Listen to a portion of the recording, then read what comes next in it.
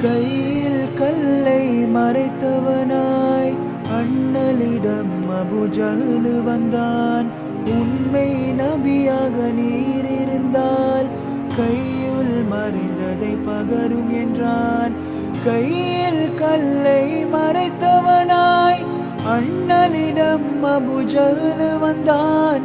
உண்மை நபியாக நீர் இருந்தால் கையுள் மறைந்ததை பகரும் என்றான். இறைவனின் மேன்மை இழங்கியதே உத்தம நபியின் உத்தரவால் கையில் கற்கள் உரைத்ததுவே. லா இலாஹா இல்லல்லாஹ் ஹஸ்பி ரப்பி ஜல்லல்லாஹ் மா ஃபீ கல்பி கைருல்லாஹ் நூர் முஹம்மது ஸல்லல்லாஹ் ஹக் லா இலாஹா இல்லல்லாஹ்.